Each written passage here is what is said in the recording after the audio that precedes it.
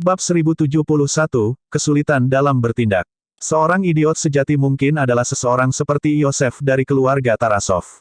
Sebagai pewaris, Iosef tidak hanya kehilangan nyawa kecilnya karena sebuah mobil dan seekor anjing, sejumlah besar orang ayahnya telah dikuburkan bersamanya. Dia adalah penipu yang sebenarnya. Dan Santino, ya, apapun masalahnya, dia berjuang untuk posisi kepala keluarga. Dia bisa dianggap setengah sosok yang tangguh. Jika dia berhasil, dia akan benar-benar menjadi karakter yang tangguh.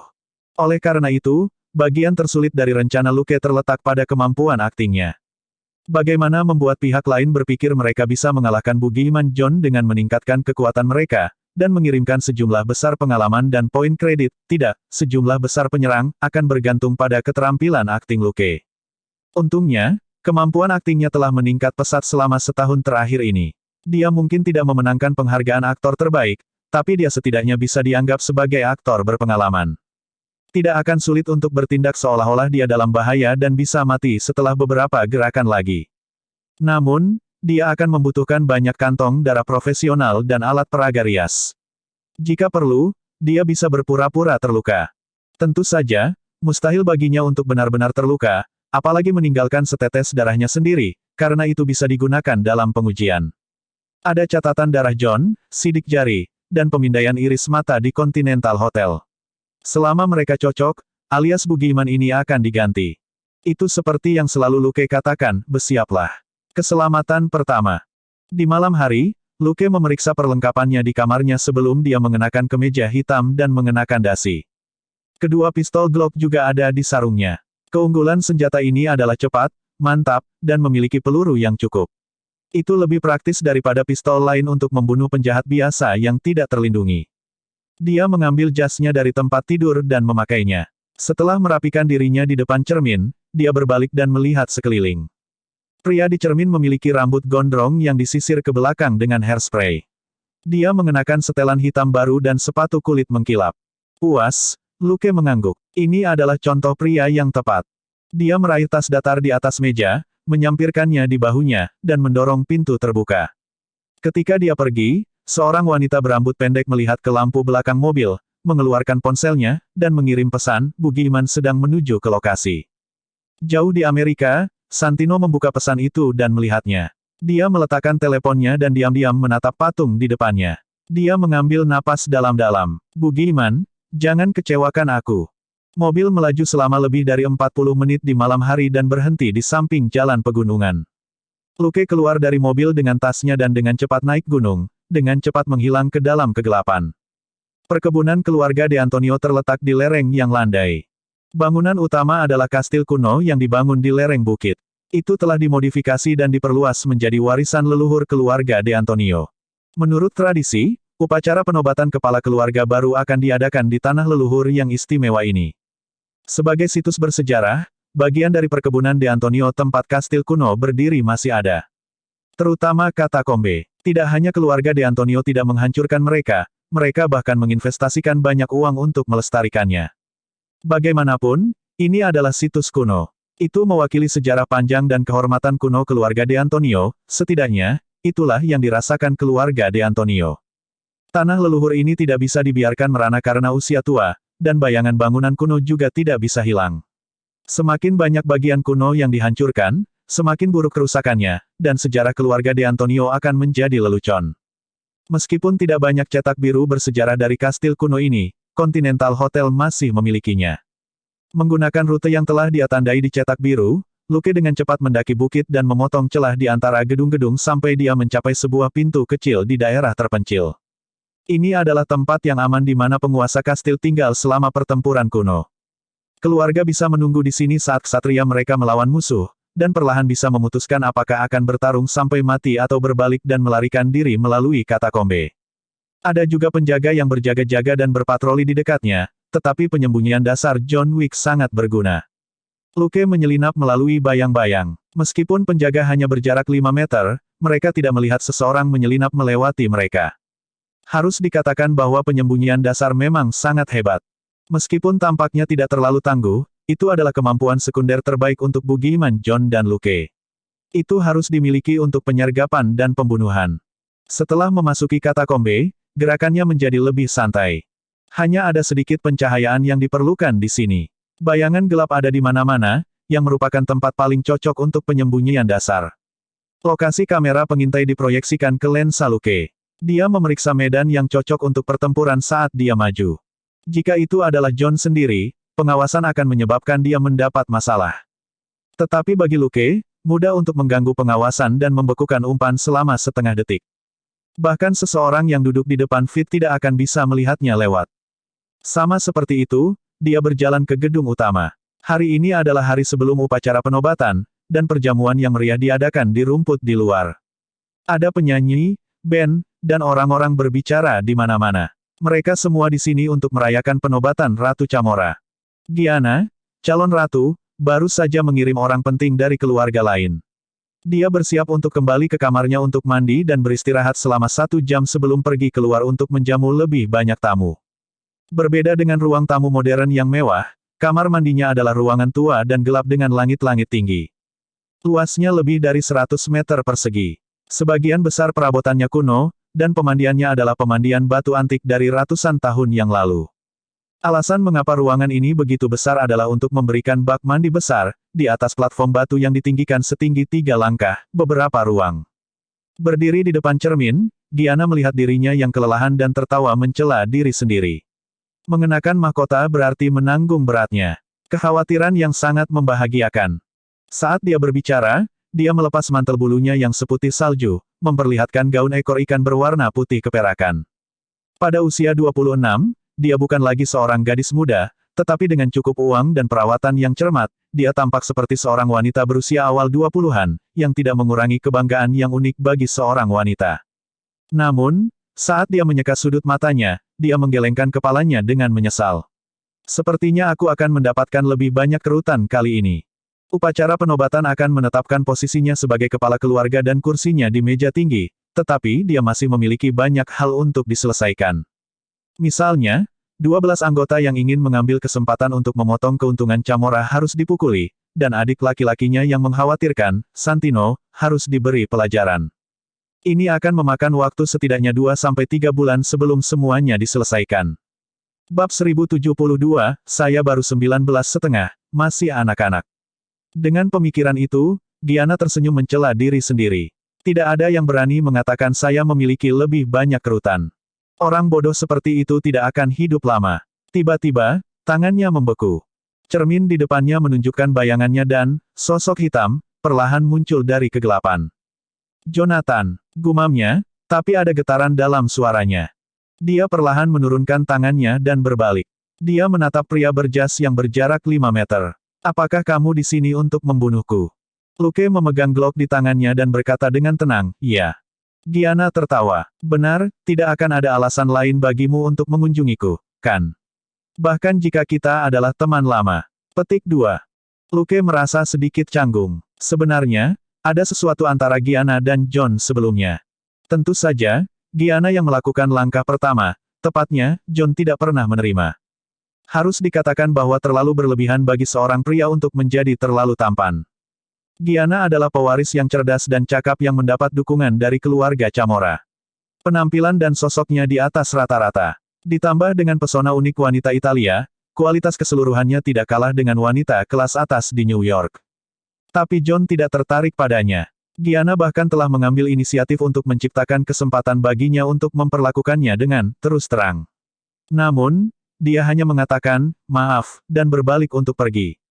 Yang lebih menakutkan lagi adalah Gianna, seorang pewaris kaya yang tidak memiliki temperamen yang baik, tidak membuatnya kesulitan.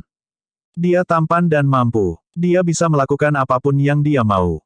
Bahkan sekarang, Luke dapat mengetahui melalui komunikasi mental bahwa Gianna ketakutan, tetapi dia juga sangat kesal. Dia menatapnya dengan tenang sejenak, lalu tiba-tiba meraih ke belakangnya dan membuka resleting gaun ekor ikannya. Saya mendengar bahwa Anda jatuh cinta dengan seorang wanita dan berhenti untuknya. Saya pikir Anda tidak akan pernah menodongkan pistol ke saya dalam hidup ini, bahkan jika saya memimpikannya situasi khusus ini berkali-kali. Petik 2. Dia melepas tali gaunnya dengan kedua tangan dan membiarkan bahannya jatuh secara alami ke pinggangnya. Tapi kenapa kamu masih muncul? Dia mendorong gaun itu ke bawah melewati pinggangnya. Mata Lukas berkedip. Penanda sumpah darah. Seseorang menemukan saya dengan itu. Petik 2.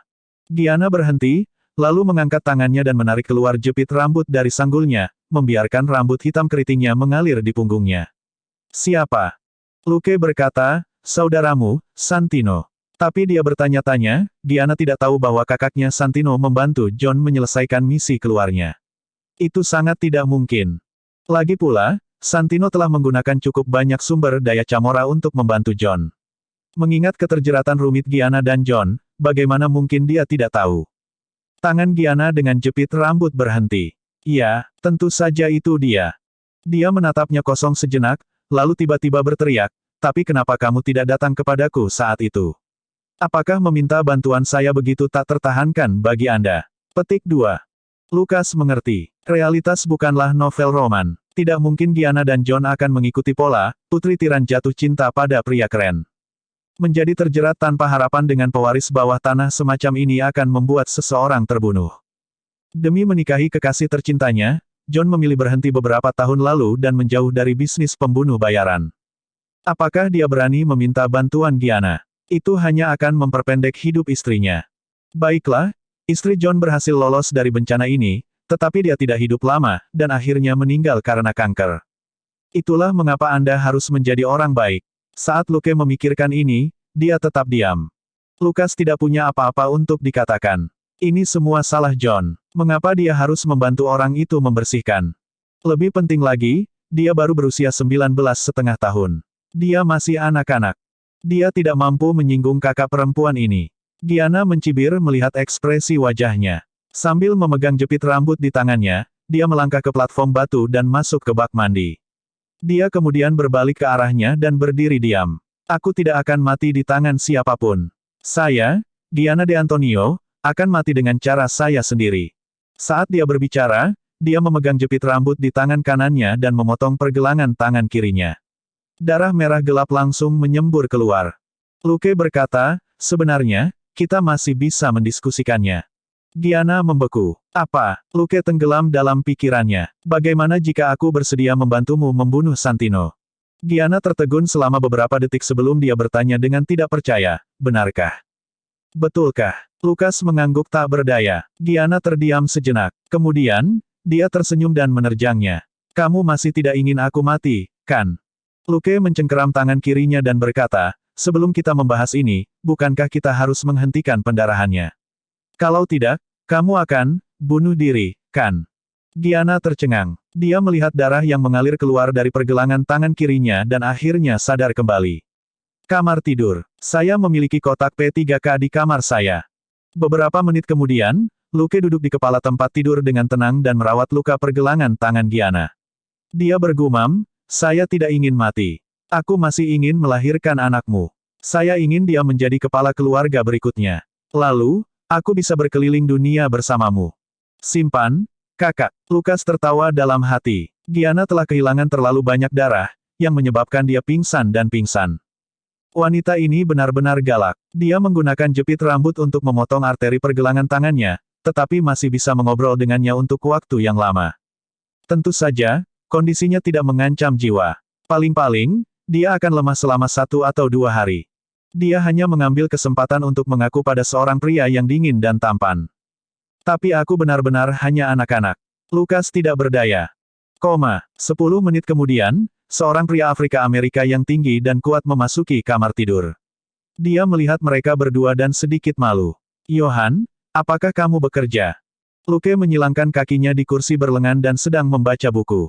Giana sedang berbaring di sofa di sampingnya dengan gaun tidur. Lukas berkata, iya, pria Afrika itu bertanya, apakah berjalan dengan baik? Luke menutup buku di tangannya dan meletakkannya di atas meja kopi. Itu tergantung pada apa yang diinginkan Giana, kasihan. Kasihan, pria Afrika Amerika, membeku. Dia menatap Giana, yang sedang berbaring. Gadisku. Giana mengulurkan tangan. Bantu aku berdiri. Luke ingin memutar matanya, tetapi John tidak akan memiliki ekspresi seperti itu. Karena itu, dia diam-diam mengulurkan tangan dan membantunya berdiri. Pada akhirnya, wanita itu menatapnya dengan tatapan kesal, sangat tidak senang dengan jarak yang dia buat di antara mereka saat dia membantunya berdiri. Luke berkata, Bisakah kita mulai berbisnis? Aku khawatir kita tidak punya banyak waktu lagi. Giana menatapnya tajam. Katakan padaku, dan aku akan mendengarkan. Kasian akan bekerja sama sepenuhnya denganmu. Bahkan dengan temperamen tenang Kasian, dia tidak bisa tidak menggaruk kepalanya. Sudah berakhir. Sepertinya nona muda ini akan menjadi bodoh lagi. Apakah Bugiman seseorang yang bisa Anda miliki? Anda tidak cukup menderita terakhir kali. Bab 1073, Pembantaian Bugiman. 1 jam kemudian, Luke berjalan keluar dari pintu samping gedung utama dan memasuki halaman rumput yang terawat rapi. Halaman itu dipenuhi tamu. Beberapa dari mereka berjalan mondar-mandir, mencari kesempatan untuk berjejaring. Beberapa berkumpul untuk mengobrol dengan keras, sementara yang lain bersembunyi di sudut dan berbisik. Luke berhenti di air mancur di tengah halaman. Kasian mendekat dari tidak jauh, matanya berkedip dengan antisipasi. Yohanes, dia memanggil. Lukas memiringkan kepalanya. Kasian, lama tidak bertemu. Apa yang kamu lakukan di sini? Luke berkata, aku sedang bekerja. Banyak orang di sekitar mereka mendengar percakapan mereka. Sebagai pengawal pribadi dan ajudan terpercaya Giana, Kasian menjadi pusat perhatian. Mendengar percakapannya dengan Luke, banyak orang yang penasaran. Kelas sosial tidak membuat perbedaan dalam hal seni menonton. Yang paling penting adalah, itu tidak ada hubungannya dengan mereka. Tetapi saat berikutnya, orang-orang ini menyesalinya. Ekspresi Kasian berubah drastis. Apakah kamu di sini untuk membunuh Giana? Orang-orang yang berbicara dengan tenang tiba-tiba berhenti. Orang-orang yang menonton juga berhenti bernapas dan jantung mereka berdetak kencang. Bunuh Giana. Giana yang mana? Mungkinkah itu Giana? Melihat wajah Kasian menjadi lebih gelap, para penonton memiliki firasat buruk. Sebelum mereka bisa bereaksi, Luke dan Kasian, yang berjarak 5 meter, bergerak secara bersamaan. Keduanya meraih senjata mereka hampir bersamaan. Bedanya, pistol Kasian ada di sarungnya, sedangkan Luke di bawah ketiaknya. Tangan Kasian lebih dekat ke sarungnya dan dia dalam posisi yang lebih nyaman, jadi dia seharusnya lebih cepat. Namun, mereka berdua mengeluarkan senjata mereka pada saat yang hampir bersamaan. Serangkaian tembakan terdengar. Mereka berdua dipukul secara bersamaan dari jarak dekat pada saat yang sama, dan tubuh mereka tersentak saat mereka tersandung ke belakang. Keduanya terlihat sangat kesakitan. Kasian menggeram, itu pembunuh. Bunuh dia. Keempat penjaga yang berpatroli di dekatnya menerjang tanpa ragu-ragu. Pada saat yang sama, mereka mengeluarkan senjata mereka. Luke berguling-guling di tanah dengan susah payah dan melarikan diri. Peluru mengejarnya tetapi tidak mengenainya. Kerumunan akhirnya sadar kembali dan berpencar. Luke menghilang ke kerumunan. Kasian, yang baru saja bangkit dari tanah, melihat pemandangan ini dan mengutuk dalam hatinya. Sial, orang ini masih sangat kuat. Awalnya, dia ingin menggunakan kesempatan ini untuk menguji keterampilan Bugiman yang telah pensiun selama lebih dari 4 tahun. Baru sekarang dia menyadari bahwa meskipun ini hanya sebuah pertunjukan, pihak lain masih sangat kuat. Fakta bahwa John telah mencabut pistol dari bawah lengannya dan masih menyamai kecepatan Kasian adalah bukti yang cukup. Saat pikiran itu berkecamuk di benaknya, Kasian juga bangkit. Saat dia berlari menuju gedung utama, dia berteriak ke komunikasinya, pembunuh itu menuju ke arah barat daya. Sangat mungkin dia ingin melarikan diri melalui katakombe. Lucio, Frenan, ambil tim 4 dan tim 5, dan pergi dan bunuh orang terkutuk ini. Semua tim lain, mundur dan lindungi gedung utama sehingga dia tidak bisa bersembunyi dan mundur. Pada saat itu, halaman dalam keadaan kacau. Para tamu berlarian ke segala arah untuk bersembunyi dan sesekali terdengar suara tembakan. Di antara ratusan tamu itu, 7 atau 8 pria kepalanya terbelah, dan tewas di tempat. Meskipun orang-orang ini memiliki pengawal di sekitar mereka, mereka masih tidak bisa lepas dari kematian. Kematian orang-orang ini menyebabkan kekacauan yang lebih besar. Vittorio sudah mati, Kuisipe sudah mati, Alessio juga mati.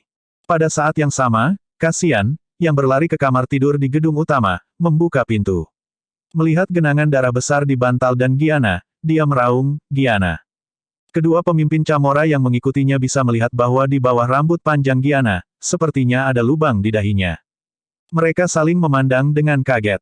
Kasian, bagaimanapun, tampaknya kembali ke akal sehatnya, dan dia membanting pintu kamar hingga tertutup. Di dalam ruangan, ekspresi Kasian berubah. Giana, yang sedang berbaring di tempat tidur, tiba-tiba membuka matanya dan berkata, aktingmu membutuhkan lebih banyak pekerjaan, Kasian. Kasian tersenyum kecut. Saya seorang pembunuh, pengawal, dan salah satu anak buah Anda. Satu hal yang saya bukan adalah seorang aktor. Petik 2. Giana mengerucutkan bibirnya. Baiklah, ini berat bagimu. Bagaimana keadaan di luar? Kasian, jangan bergerak. Seseorang mungkin ingin melihat tubuh Anda nanti. Anda hanya bisa bangun setelah Anda dikirim ke rumah sakit swasta untuk diselamatkan. Petik 2. Giana mendengus pelan tapi tidak bergerak. Berapa banyak dari orang-orang tua itu yang mati? Kasian mengeluarkan ponselnya dan melihatnya. Vittorio, Kuesipe, Alessio, 8 tewas. Giana mengerjap dan tersenyum. Memang, pria yang aku suka sangat kuat. Kasian tersenyum kecut. Ini bukan waktunya untuk memikirkan itu, kan, nona muda. Giana, di sisi lain, sepertinya tidak mendengarnya. Ah, bugiman kecilku akhirnya memulai pembantaian untukku. Kasian meletakkan tangan di dahinya. Pada saat itu, dia hanya bisa senang karena dia lebih suka kepala yang dicukur. Kalau tidak, dia pasti akan kehilangan lebih banyak rambut. Namun, dia diam-diam terkejut. Orang dari beberapa tahun yang lalu baru saja menjadi pembunuh bayaran super yang sangat cakap. Tapi orang ini sudah mulai menggunakan otaknya. Metodenya bahkan lebih kejam sekarang. Bugiman John menjadi semakin menakutkan. Sangat disayangkan bahwa anak mudanya ini tampaknya lebih terobsesi dengan karisma John, dan tidak dapat melepaskan diri darinya. Kasian menatap Giana, yang bergumam ringan saat dia berbaring di tempat tidur dengan pandangan jauh di matanya, dan merasa sangat tidak berdaya. Di kamar tidur bangunan utama, tuan dan pelayan menunggu dengan santai dan berpura-pura mati. Di katakombe, pertempuran sengit telah dimulai. Lebih dari 60 penjaga keluarga Chamora mengejar Luke ke dalam katakombe dan berhasil menghentikannya. Pertempuran memasuki keadaan paling intens saat kedua belah pihak bersentuhan. Tentu saja, itu adalah penghancuran sepihak dari Chamora. Segera setelah Luke memasuki katakombe, dia menemukan ranselnya dan bersembunyi di persimpangan jalan. Terdengar suara langkah kaki mendekat dengan cepat, dan sinar terang dari senter menyapu. Dalam keadaan darurat, penjaga Chamora yang mengejar masih dapat mempertahankan formasi dan perlindungan dasar mereka saat mereka maju. Taktik dan keterampilan tempur mereka cukup bagus, dan mereka bisa dianggap elit. Luke berdiri diam dalam bayang-bayang, membiarkan dua sinar senter menyapu melewatinya. Menggunakan pembunuhan dasar plus penyembunyian dasar, dia dapat dengan mudah menemukan tempat yang paling mudah diabaikan atau yang tidak dapat dipindai dengan cepat, sehingga memungkinkan dia untuk menemukan perlindungan yang sempurna. Bab 1074, ayo, pukul aku. Jika penjaga Chamora maju dengan cara yang sedikit lebih stabil, kemungkinan mereka menemukan Luke tidak kecil. Sayangnya, mereka benar-benar tidak sabar. Luke diam-diam menunggu orang ketiga melewati garpu. Ketika orang keempat sudah terlihat, dia segera bergerak ke samping, memegang HK-416 dengan stabil, dan menarik pelatuknya. Bang, bang, bang. Penjaga keempat jatuh dan penjaga kelima yang baru saja mencapai pertigaan juga roboh. Penjaga keenam datang setengah jalan melewati pertigaan. Dia bereaksi dengan cepat, wajahnya dipenuhi ketakutan saat dia mencoba untuk mundur. Tapi sudah terlambat. Bang, bang, dua tembakan lagi terdengar. Darah menyembur dari dada dan perutnya, dan dia menjadi orang ketiga yang mati. Agresif. Dia di pertigaan. Dengan cara ini, si pembunuh berada di lorong kedua di zona barat daya. Setelah 7 hingga 8 detik kekacauan, 7 penjaga saling menutupi dan bergegas masuk. Tempat Luke berdiri kosong. Bang, bang, bang, bang. Luke diam-diam muncul dari lorong di belakang mereka. Dia mengarahkan senjatanya ke penjaga yang berada di tengah lorong dan menembak. Keempat penjaga di belakang ditembak di belakang pada waktu yang hampir bersamaan. Mereka terlempar ke depan dan jatuh ke tanah. Baru saat itulah ketiga penjaga di depan menyadari apa yang sedang terjadi, dan mereka tanpa sadar berbalik. Bang, bang, bang, 3 tembakan lainnya dilepaskan, dan 3 penjaga lainnya jatuh terlentang. Luke, di sisi lain, menggaruk kepalanya dan berkata, sepertinya, terlalu berlebihan. Itu tidak akan menakuti yang lain, kan? Alasan utamanya adalah dia menyerang terlalu cepat kali ini. Dalam waktu kurang dari 20 detik, 10 penjaga Chamora tewas. Pada tingkat ini, dibutuhkan paling banyak 5 menit untuk lebih dari 60 penjaga untuk mati.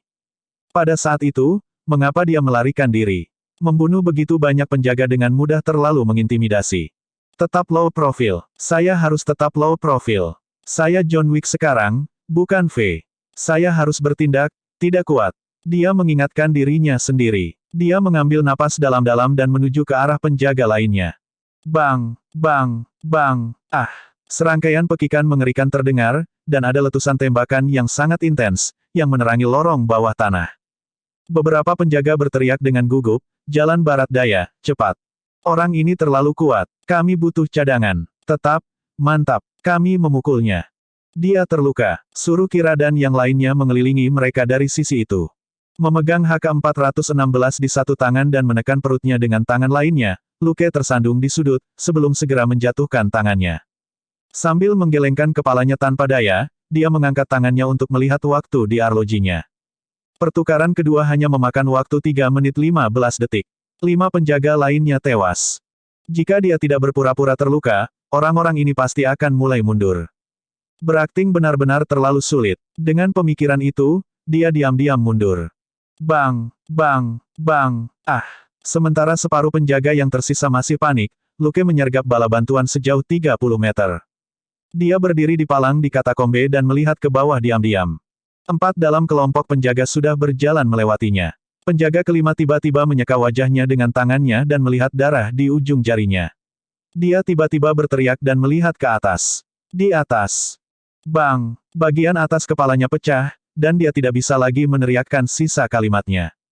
Bang bang bang bang. 4 penjaga pertama bahkan tidak punya waktu untuk meluruskan punggung mereka sebelum mereka jatuh ke tanah. Luke, di sisi lain, menyampirkan HK-416 di atas bahunya dan menyelinap di atas seperti tokek, berbelok di tikungan di lorong 7 hingga 8 meter jauhnya. Pada saat penjaga yang tersisa bergegas masuk dengan senjata terangkat tinggi, tempat itu sudah kosong. Giana masih terbaring di dalam kamar tidur di gedung utama. Dia mengerutkan kening dan bertanya, dia belum pergi. Kasian melihat pesan teks di ponselnya. Tidak, dia masih terjerat dengan pasukan Lucio dan Frenan di bawah tanah. Giana merasa tidak nyaman. Dia harus pergi, atau mereka akan mengepungnya. Kasian, penjaga kita tidak mengejarnya, kan? Tidak, menurut rencana, saya meminta orang-orang yang tidak jujur membawa orang-orang mereka sebagai gantinya. Kasian tidak berdaya. Ponselnya berdering saat menerima pesan baru. Dia melihat ponselnya dan mulutnya berkedut. Setelah mengkonfirmasi pesan yang dikirim oleh bawahannya, dia berkata, Nona, dia sudah membunuh Frenan, 35 penjaga juga tewas. Sepertinya dia juga ditembak sekali. Giana mulai dan duduk tiba-tiba. Dia ditembak. Kasian menekannya tanpa daya. Nona, jangan bergerak. Keterampilan makeup saya tidak seprofesional dia. Jika Anda mengacaukan riasan, mayat Anda akan dengan mudah ditemukan nanti. Petik 2.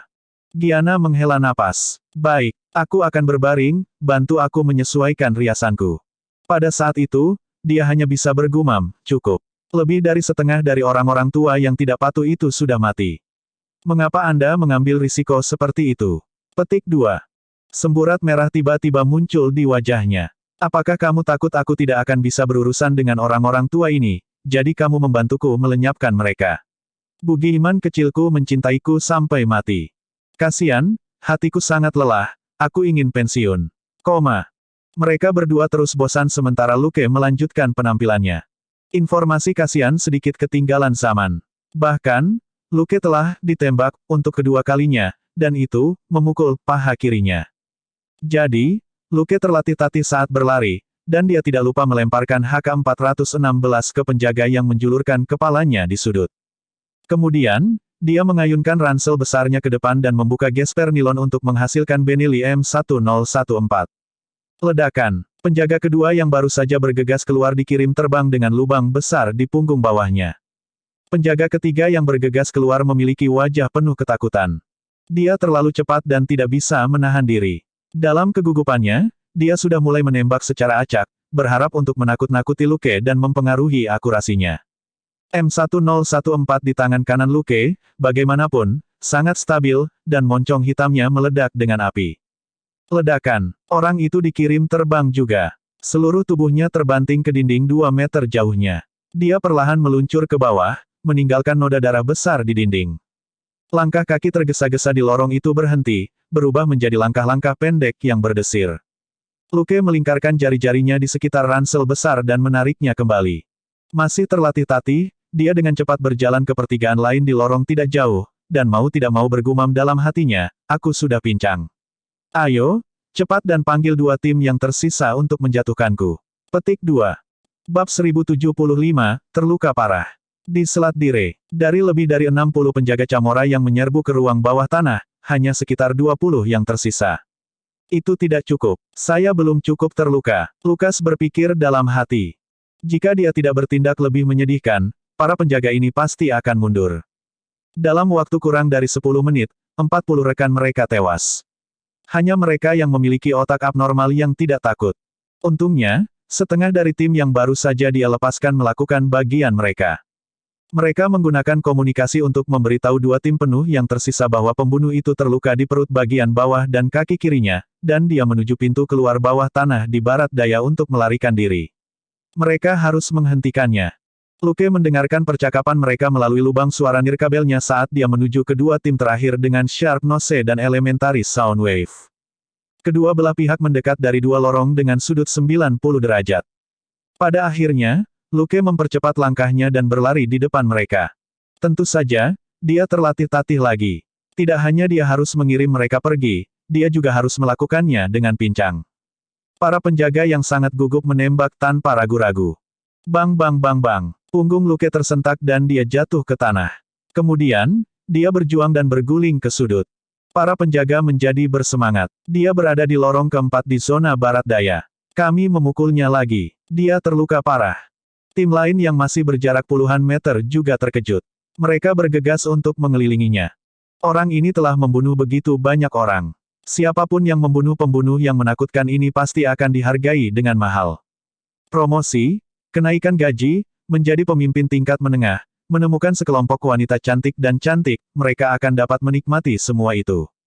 Memikirkan itu, pemimpin penjaga memerintahkan dengan keras, sesuaikan formasi, dan bersiaplah untuk mengejarnya. Luke bersembunyi di sudut dan melemparkan M1014 dan ransel senjatanya ke tanah. Dia terluka parah dan dalam kesulitan, dia harus menunjukkan ini. Kalau tidak, dia akan mengecewakan 40 lebih penjaga Camora yang telah mati. Dia mengambil beberapa darah John dan mengoleskannya di dinding. Dia mengangguk puas dan mengeluarkan Glock-nya. 25 pria, 2 klip mungkin tidak cukup. Lagi pula, dia harus menggunakan teknik bor Mozambik John yang paling umum digunakan, dan yang terbaik adalah jika setiap orang ditembak 2 kali. Tapi dia tidak bisa benar-benar membunuh mereka semua. Jika dia melakukan itu, tidak akan ada saksi yang mengkonfirmasi bahwa Bugiman terluka parah, yang akan membuatnya sulit untuk menyelesaikan misinya. Jika dia tidak terluka parah, apakah Santino benar-benar berani mengejarnya? Mari kita lihat siapa di antara kalian yang cukup sial untuk berlari di depan pistolku sendiri. Luke berpikir dalam hati saat dia bersiap untuk mundur. Dia sekarang berada di persimpangan 4 arah di sebuah lorong di barat daya. Para penjaga yang telah menembak, dia sebelumnya berada di lorong tenggara, dan para penjaga yang bergegas dari barat laut telah memotong ke barat untuk menghalangi jalan pelariannya. Di lubang suara, dia mendengar kedua tim berkoordinasi. Mereka bersiap untuk membagi perhatian dan serangannya pada saat yang sama dari depan dan belakang. Ketika mereka mulai menghitung mundur, begitu pula Luke. Ketika penjaga di belakangnya bergegas keluar, dia melesat melewati pintu masuk lorong dan terlatih-tatih menuju lorong di utara. Sial, para pemimpin kedua tim mengutuk dalam hati mereka. Orang ini benar-benar terlalu licin. Sebelumnya, pembunuh bayaran ini telah mencoba yang terbaik untuk mendekati pintu keluar bawah tanah di barat daya, membuat mereka berpikir bahwa dia akan memilih untuk menerobos penjaga di barat daya lagi. Pada akhirnya, orang ini tiba-tiba berbalik dan membuat mereka lengah. Namun, kedua tim sudah mulai bergerak. Selanjutnya, mereka memperhatikan bahwa pria berjas itu telah melambat banyak, dan ada bercak darah besar di dinding di satu sudut, juga di tanah.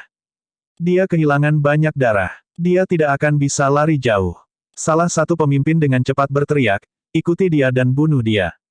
Tanpa ragu-ragu, sekitar 20 orang berlari menuju lorong tempat Luke menghilang. Setelah berlari lebih dari 20 meter, mereka tiba di sebuah aula. Ini adalah tempat di mana tuan tua kastil kuno makan saat mereka bersembunyi dari musuh mereka. Itu relatif luas. Lebih dari 20 orang menjaga lorong di sisi barat daya. Perintah, aman, terdengar satu demi satu, dan seluruh tim mulai memasuki tengah aula. Saat itu, suara tembakan terdengar. Pa. Lampu dinding di keempat sudut aula padam. Selain beberapa lampu redup yang datang dari lorong-lorong, sebagian besar aula dilemparkan ke dalam kegelapan. Hati-hati, ada teriakan tegang. Pemimpin penjaga memberi semua orang pengingat. Dia sudah tahu siapa yang mereka hadapi. Boogeyman John adalah pembunuh bayaran legendaris yang telah membunuh lebih dari 100 monster. Apa yang semua orang tahu tentang Boogeyman adalah bagaimana dia dengan kejam membantai orang-orang dalam kegelapan. Pihak lain tidak melakukan hal seperti ini sebelumnya, jadi pemimpin yang gugup tidak memikirkannya. Sekarang, pemimpin itu tiba-tiba mengingat orang-orang yang telah diburu oleh Boogeyman dalam kegelapan. Tapi sudah terlambat. Hampir segera setelah pemimpin berteriak, Luke menghilang lagi. Keterampilan tempur jarak dekat, aktifkan. Dalam kegelapan, dia tidak perlu berpura-pura terluka. Dia bergegas ke sisi pemimpin di tengah aula hampir seketika. Dia mengulurkan dua Glock-nya, menekannya di bawah ketiak pemimpin dan penjaga lainnya, dan menarik pelatuknya. Peluru masuk ke dada mereka. Mereka membeku dan pingsan. Luke bergeser sehingga tubuh mereka menutupinya. Saat dia berputar, moncong kedua Glock meledak dengan percikan api. Badai tembakan bergema di aula, diikuti oleh serangkaian jeritan.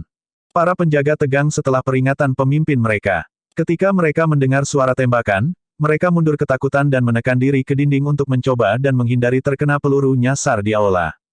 Namun, peluru mengikuti mereka dengan cermat, membunuh penjaga yang paling dekat dengan lorong terlebih dahulu, dan kemudian para penjaga yang mundur ke segala arah. Meskipun aula ini tidak kecil, itu masih hanya tempat penampungan sementara kuno, dan hanya berukuran sekitar 30 meter persegi.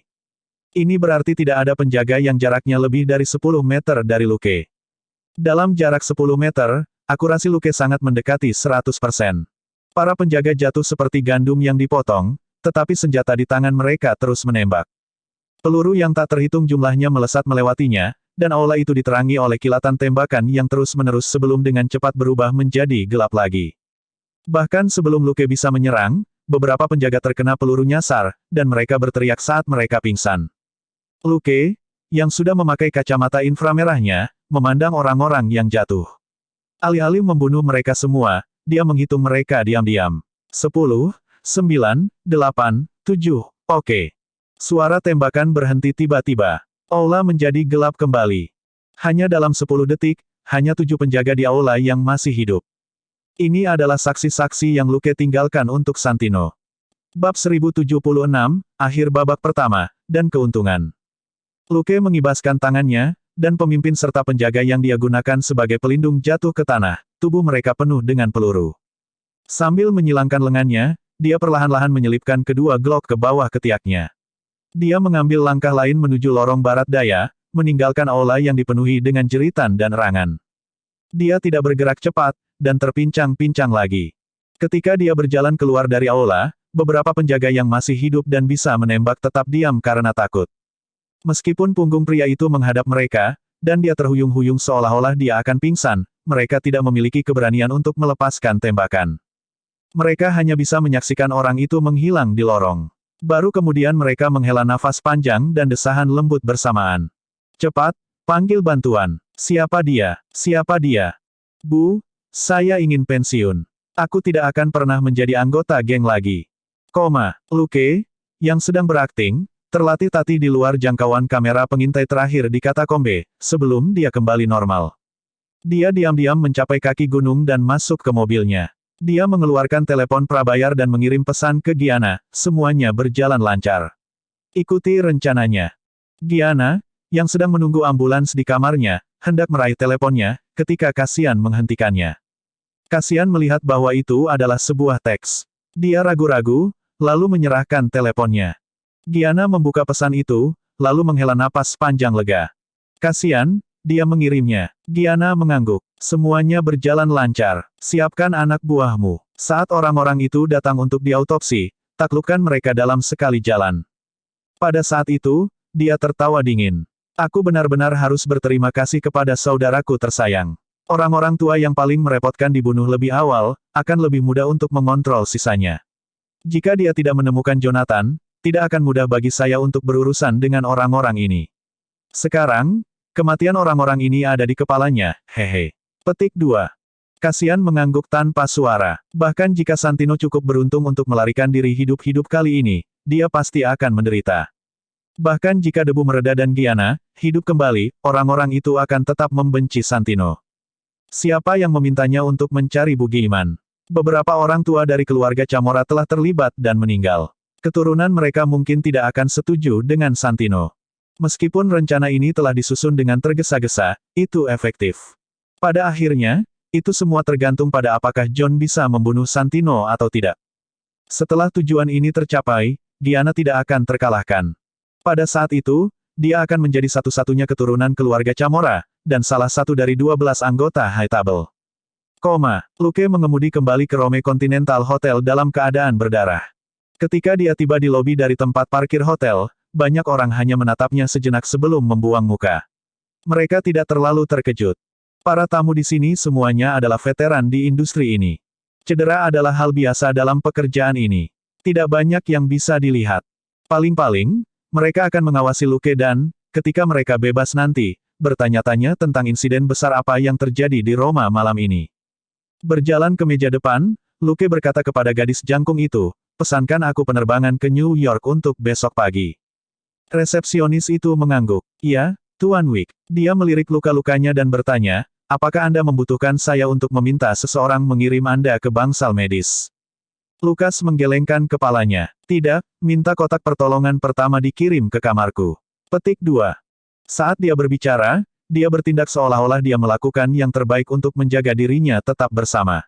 Namun, dia masih terpincang-pincang saat menuju lift. The Rome Continental Hotel adalah tindakan terakhir. Dia harus berpura-pura terluka parah tetapi menyembunyikannya dan berpura-pura bahwa itu adalah luka biasa. Saya yakin anjing Santino akan menyampaikan informasi ini kepada tuannya. Di sofa di lobi, seorang wanita muda dengan rambut pendek menyipitkan matanya saat dia melihat dia menghilang di lorong. Dia mengangkat teleponnya dan mengetik pesan, dia kembali ke hotel dan memesan penerbangan kembali ke New York besok pagi. Di New York, Santino membaca pesan itu dan jantungnya berdegup kencang. Konfirmasikan kondisinya. Jika operasinya berhasil, Anda bisa kembali. Wanita berambut pendek, dimengerti. Setelah mengirim pesan, dia bangkit dan meninggalkan hotel. Terlepas dari perselisihan dalam keluarga Chamora, Luke naik pesawat kembali ke New York pada pukul 9 pagi berikutnya. Kali ini, para pramugari bahkan lebih waspada. Dibandingkan dengan pria tampan yang terluka jelas lebih efektif dalam membangkitkan naluri protektif mereka. Lukas acuh tak acuh. Selama penerbangan, dia membaca informasi di teleponnya. Dia hanya dengan tenang mengatakan, maaf, atau terima kasih, kepada mereka. Informasi di teleponnya berasal dari Giana. Itu pada dasarnya tentang pasukan Santino dan bawahan penting di New York. Tidak mudah bagi orang lain untuk mendapatkan informasi ini, tetapi Giana selalu memilikinya. Jelas, dia juga waspada terhadap kakaknya yang merepotkan. Dengan informasi ini, setidaknya setengah dari hidup Santino telah berakhir. Dengan Luke ditambahkan ke dalam campuran, tuan muda kedua yang ambisius itu hancur. Setelah membaca informasi itu, Luke memiliki lebih banyak pemikiran. Mustahil baginya untuk langsung menghancurkan Santino. Itu akan menghasilkan pemborosan besar dari pengalaman dan poin kredit, yang akan mengecewakan Daddy System. Sama seperti sekarang, ketika dia melihat prompt system, dia merasa bahwa kerja sama dengan Giana sangat berharga. Sistem, bunuh anggota penting keluarga Chamora, Vittorio. Misi selesai. Total pengalaman, 3.000. Jumlah kredit, 3.000. Tingkat kontribusi, 100%. EXP plus 3.000. Kredit plus 3.000. Sistem, bunuh anggota penting keluarga Chamora, QSIP. Misi selesai. Total pengalaman, 2.500. Jumlah kredit, 2.500. Tunggu. Dari 8 pemimpin Chamora menengah dan tinggi, tidak satupun dari mereka memiliki kurang dari 2.000 pengalaman dan poin kredit, yang menambahkan hingga total 21.000 pengalaman dan poin kredit. 8 orang ini adalah target pembunuhan Giana. Dia bahkan telah menandai berbagai kegiatan mereka selama jamuan makan. Faktanya, ada total 11 orang dalam daftar yang diberikan Giana kepadanya. 3 orang yang tidak tertembak entah berlari cepat atau menjauh. Bahkan ada 1 orang yang belum pernah dilihatnya, dan yang lolos dari bencana. Selain itu, 2 penjaga yang dikerahkan Cassian, Lucio dan Frenan, lebih dekat dengan Santino. Lucio dan Frenan telah menyerbu ke ruang bawah tanah dengan lebih dari 60 penjaga untuk memburu Luke, dan kebanyakan dari mereka telah mati di sana. Giana tidak lagi perlu khawatir tentang kerusakan internal yang mengancam keselamatan pribadinya. Dengan lebih dari 60 orang, Luke mendapatkan 15.000 pengalaman dan poin kredit lagi. Sistem menunjukkan bahwa pengalaman tuan rumah adalah 189.000 per 300.000. Kredit, 205.000. Pengalaman 36.000 dan poin kredit yang diperoleh hanya dari jamuan Camora sebagai babak pertama. Babak kedua akan berlanjut di New York.